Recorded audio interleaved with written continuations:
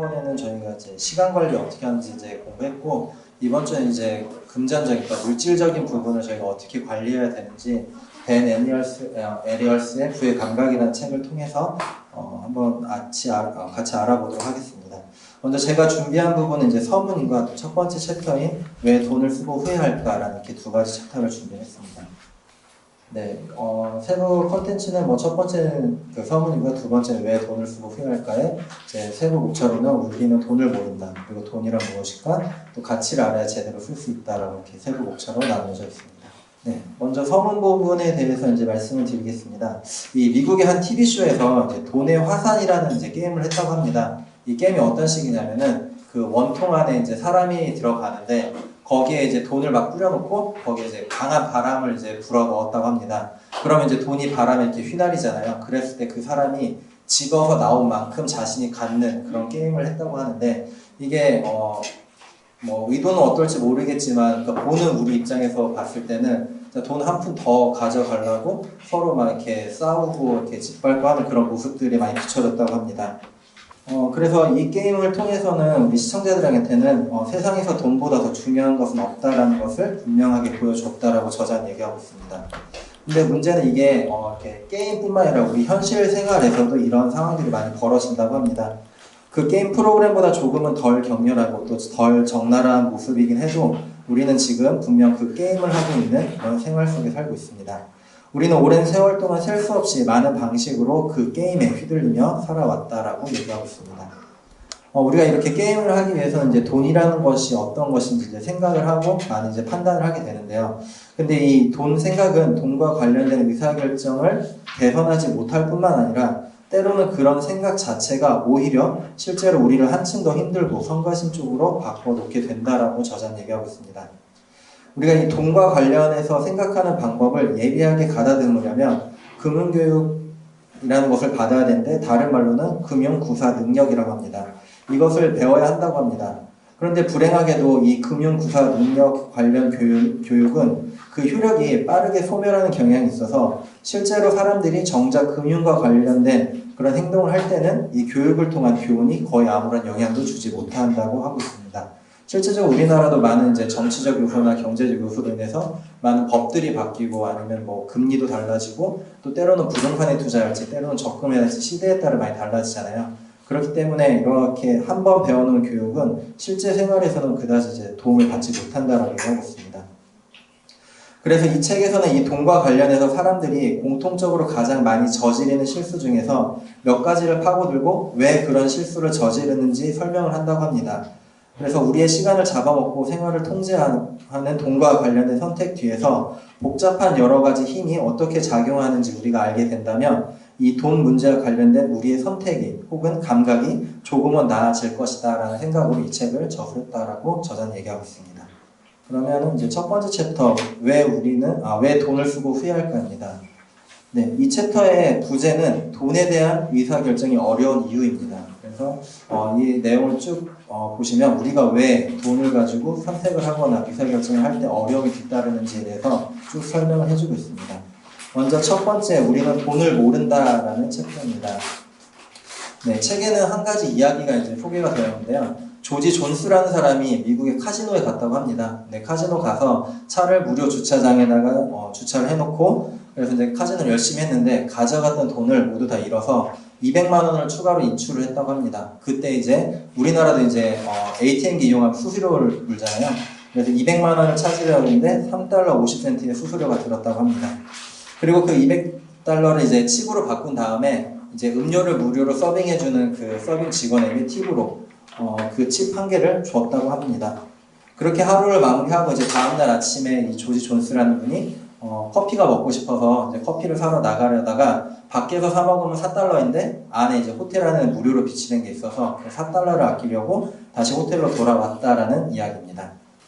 이 방금 조지가 했던 경험을 통해서 우리는 사람들이 저지르는 심리적 차원의 실수가 어떤 것인지 엿볼 수가 있습니다. 먼저 심리적 회개의 단계입니다. 이 조지가 카지노에서의 지출을 커피 지출 계정과는 전혀 다른 심리적 회계 계정으로 분류했기 때문에 그 두 가지 지출을 전혀 다르게 느꼈다고 합니다. 그래서 우리가 카지노에서 200달러 날리는 건 아깝지 않고 커피 4달러 산 건 아까워 호텔로 들어갔던 조지의 모습을 이 심리적 회계라고 얘기를 하고 있습니다. 그 다음에 이제 공짜 가격입니다. 이 조지가 그 카지노에 갔을 때 주차장을 무료로 이용했고 또 무료 음료들을 받았잖아요. 그런 공짜들은 조지로 하여금 기분을 좋게 해서 또 카지노에 발을 돌려놓게 만들고 또 그의 판단력을 훼손했다고 합니다. 사실은 이런 공짜들이 높은 비용을 지불하도록 우리를 오히려 유인하고 있다라고 얘기하고 있습니다. 그리고 다음은 지불의 고통입니다. 그 조지가 200달러를 그냥 순식간에 날렸는데 그 날린 이유가 이게 현금으로 이제 카지노를 하진 않잖아요. 그것을 칩으로 바꾸던 아니면 카지노에서 통용되는 그 안에서만 통용되는 화폐나 그런 걸로 바뀌게 되는데 이게 실질적인 내 돈이란 생각이 들지 않았다라는 겁니다.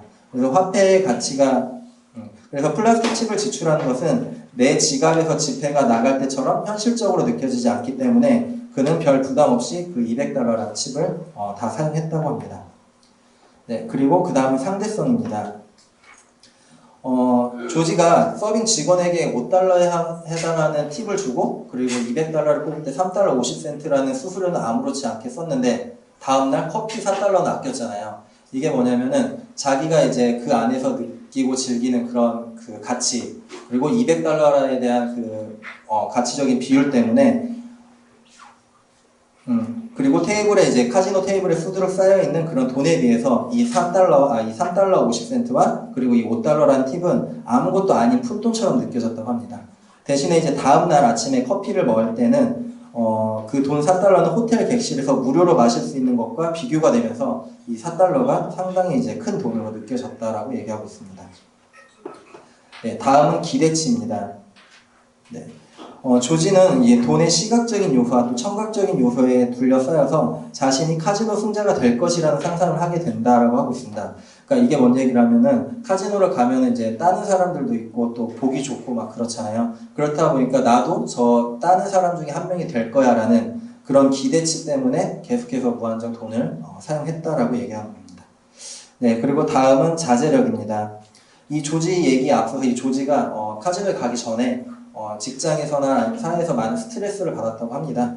그래서 이런 자신을 둘러싼 그런 스트레스 넘치는 환경과 그리고 카지노에 도착했을 때 자신을 맞아주는 그런 상냥한 그 직원들 그리고 이제 일확천금의 그 기회가 올 거라는 그 쉬운 기회들의 영향을 받은 나머지 조지는 그 200달러로 자신이 누릴 수 있는 다른 미래의 편익은 뒤로 하고 이 200달러를 이제 카지노에 탕진을 했다라고 얘기하고 있습니다.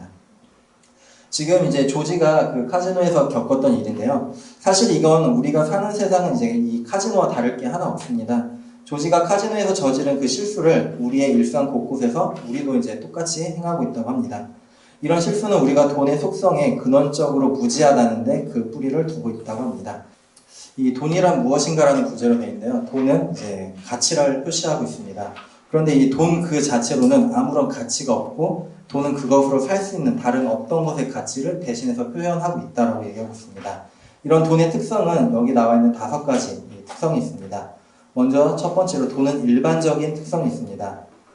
이건 어떤 거냐면 우리는 돈을 가지고 거의 모든 그 물건들과 또 서비스들을 교환할 수 있다라는 얘기입니다. 그리고 두 번째는 돈은 나눌 수 있다라는 특성이 있습니다. 우리가 예를 들어서 물물 교환할 때는 쌀 하나랑 볼펜 하나를 바꾸진 않잖아요. 그게 가치가 맞지 않기 때문에. 그래서 물물 교환이 어려웠잖아요. 근데 돈은 나눌 수가 있기 때문에 그 연필 하나에 대한 값어치만큼만 지불을 할 수 있다라는 얘기입니다. 네. 그리고 세 번째는 돈은 다른 돈으로 대체할 수 있다입니다. 돈은 동일한 액수를 나타내기만 한다면 다른 돈으로 얼마든지 대체할 수가 있기 때문에 돈 이외에 다른 특별한 통화는 필요가 없습니다. 이거는 뭐 우리나라 원화가 있고 미국의 달러가 있고 일본의 엔화가 있듯이 이 돈은 이제 충분히 그 나라에서 유통된 다른 돈으로 또 대체화할 수가 있다라는 얘기입니다. 그리고 네 번째는 돈은 저장할 수 있다라는 특성이 있습니다. 돈은 지금 당장 우리가 무언가를 살 수도 있겠지만 가지고 있다가 이것을 나중에 또 사용하는 것도 문제가 되진 않죠. 그래서 뭐 돈은 나중을 위해서 저장할 수 있다라는 그런 특성도 있습니다. 그리고 가장 중요한 돈의 특성인데요. 돈은 공동선이다라는 특성입니다. 이것은 돈의 최종적이며 가장 중요한 특성으로 돈은 누구나 사용할 수 있고 또 그 어떤 것의 가치를 지불하는 수단으로 다 사용할 수 있다라는 뜻입니다. 그래서 사람이라면 누구나 다 돈을 이용하고 사용할 수 있다라는 뜻입니다. 돈이 지니고 있는 이 5가지 특성들을 고려해보면 만약에 돈이 없었다면 오늘날 우리가 살고 있는 이 현대사의 생활 역시 지금처럼 이렇게 존재할 수는 없음을 쉽게 알 수 있습니다. 그런데 돈이 얼마나 중요하고 유용한지 깨닫는 것도 중요하지만 그 반대편에 있는 사실도 우리는 알아야 합니다. 돈은 축복과 저주를 동시에 내립니다. 돈의 이런 양면성을 살펴보기 위해서 우선 돈의 일반적인 특성을 놓고 생각해 보면 돈의 특성 중 이 세상의 모든 것과 교환할 수 있다는 것이 있는데 이는 돈과 관련된 의사결정 과정이 믿을 수 없을 정도로 복잡해진다라는 뜻입니다. 예를 들어서 제가 돈으로 종이컵을 살 수도 있고 그 돈으로 다른 볼펜을 살 수도 있잖아요. 그랬을 때 내가 종이컵을 샀을 때 얻는 가치 그리고 볼펜을 샀을 때 얻는 가치를 비교해서 이제 무언가를 살 텐데 그렇기 때문에 그러니까 종이컵을 살 때 제 의사결정이 상당히 복잡해진다는 얘기입니다. 이런 돈과 관련된 의사결정이 복잡해지는 이유가 바로 제가 말씀드린 것처럼 이런 기회비용 때문입니다.